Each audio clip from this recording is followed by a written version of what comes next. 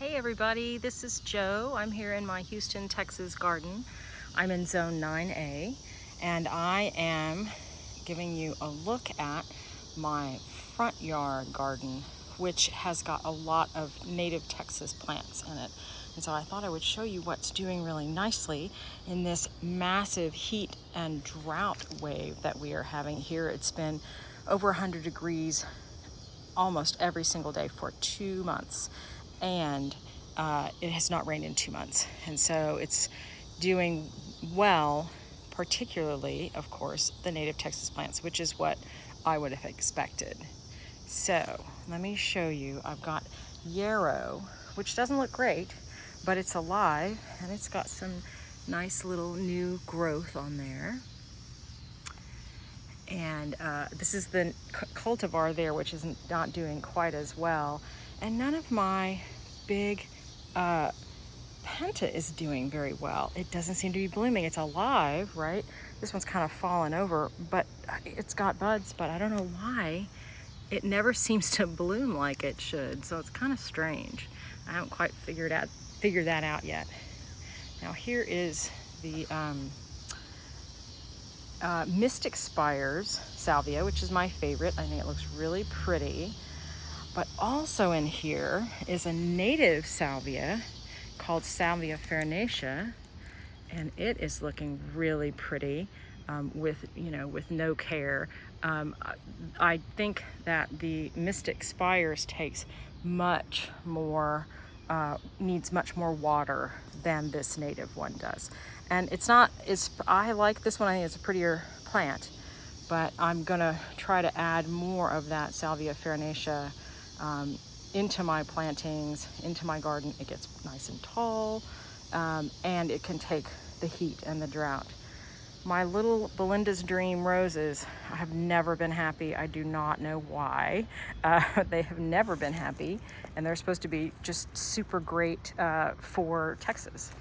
Now I started on these cone flowers. This is the variety called Powwow Wild Berry. They don't get very big. They probably only get a foot tall, but man, they have outproduced everything, and I cut tons off that sort of pooped out while I was out of town. But look how pretty, and they stay for a long time, and they have been like this all summer long, all spring, all summer. This monster right here is Gora, which is a native Texas plant. And let me see if I can get you a good little flower picture. They kind of poop out for the day. I don't know why, but it's the other name for this is whirling butterflies.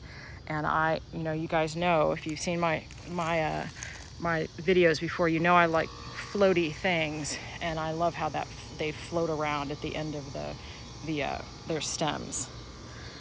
Now a native plant back here that's doing really nicely, this is dwarf Barbados cherry, and I have 3 of them. 1, 2, 3, and this one is blooming. Look how sweet the little blooms are, and it's just covered, and it will actually have a cherry. So that's kind of fun. And then these are Walter's viburnum. They are really pretty. I don't know why this one in the middle looks so ratty. The other ones are beautiful, and they're native. I really like them. And then I have planted some. I just have one going really well. This is a native milkweed, and hopefully it will. I will have some more come up and some more fill in. I think that'd be really pretty. And look at this Walter's viburnum. Even when it's 100 degrees every day for 2 weeks or for 2 months, and it's not focusing very well, and there's a drought, it's still spitting out a few little blooms. Wow, let me climb back out, and then I can show you a few more things.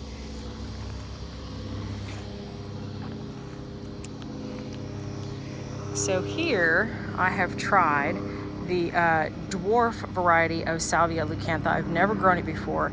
I'm not impressed. It's pretty ratty.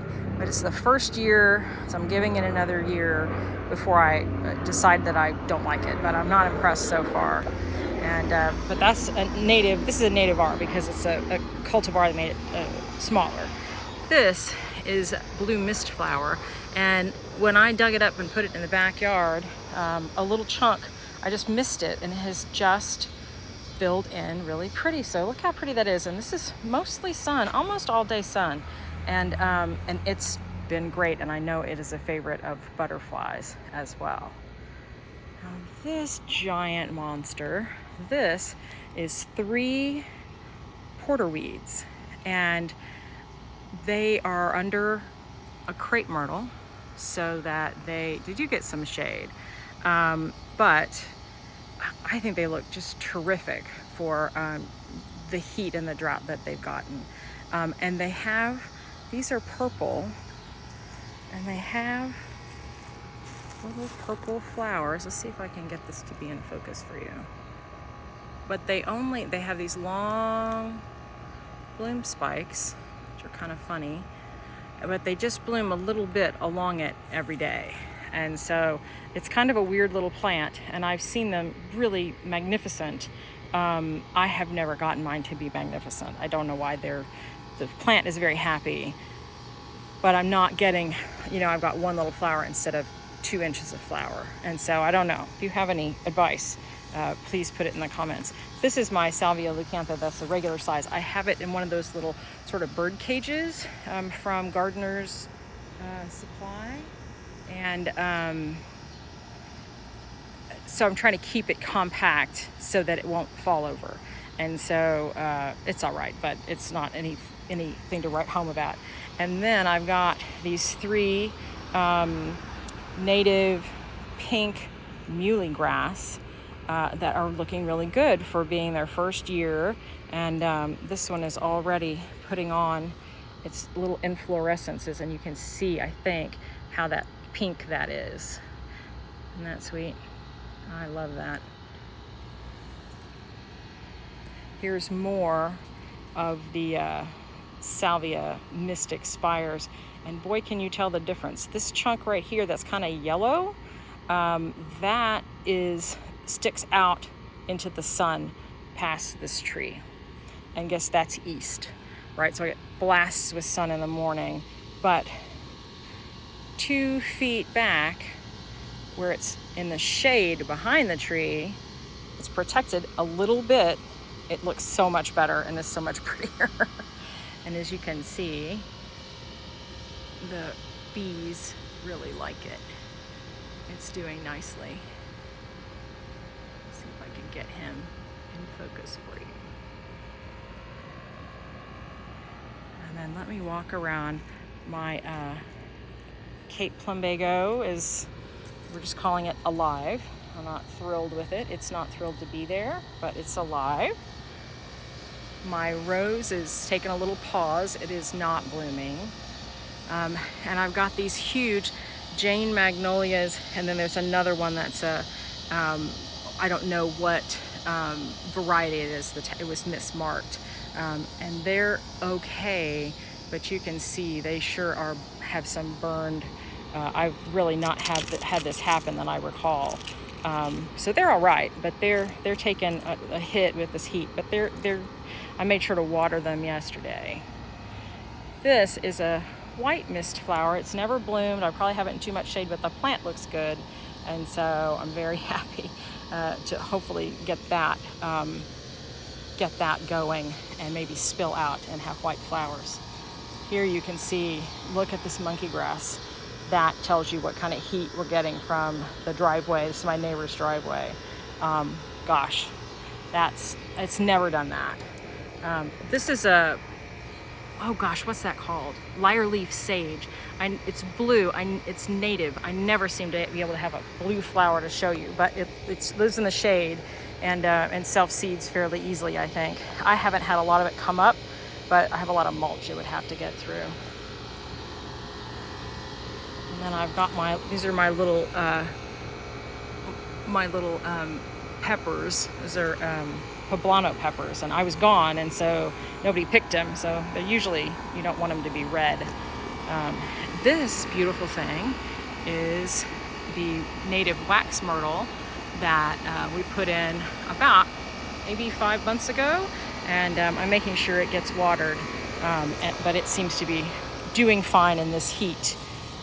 This is senna. I bought it because I know nothing about it. I don't know what I'm doing. It has fallen over. It's like a little tree, and I was just gonna, it needs to get staked up. I was just gonna kind of keep it small, like a little bush. I bought it because it's a butterfly host, and I wanted those butterflies in my yard. And so here it is, but I don't know anything about it, and I'm not entirely sure that this is the native variety. I bought it at Buchanan's Native Plants, but that doesn't mean that I read the tag properly, so it might not be native. These little native ferns are doing really well. They've got a little bit of sunburn. I think they get a tiny bit of just full sun for maybe an hour, and I don't no idea why this one is 3 times as big as the other two. No idea, but they seem pretty happy back here. This I'm really excited about. This is a native oak leaf hydrangea. I just deadheaded it finally this week, yesterday I guess. But I think that's been in the ground for just a year, and I think it looks beautiful. It's really big. It had so many pretty white flowers on it that lasted a long time. So I highly recommend. And then I've got my little pot of black and blue salvia that I don't dare put in the ground anywhere else because it runs everywhere, but I love it. And then talk about a late bloomer. It's agapanthus. Good grief. Beautiful back here in the shade, just blooming away in the end of August. That's nuts. This is all agapanthus here. And I think this is a self-sown little volunteer Cape plumbago. I have no idea. I didn't plant anything there. And I can't imagine that a Cape plumbago, I've never known one to show up somewhere else. But anyway, that's what I think it is. We can, watch this space. We'll all find out together if that's a Cape plumbago. Well, I hope you guys are doing all right in this heat. And I hope that, like me, you are thinking about really cool native plants that you can put in your landscape that will make it through the heat that is coming. It's everywhere. I was in England and it was hot, and so I hope you're finding things that work well in your garden, and you're thinking about, like I am, adding native plants that can take the heat and the drought better. And I was going to tell you something else. I can't remember. Anyway, I hope you guys have a great day. Thanks for looking at my garden. Thank you for all your kind comments. It always makes my day. Y'all take care. Bye-bye.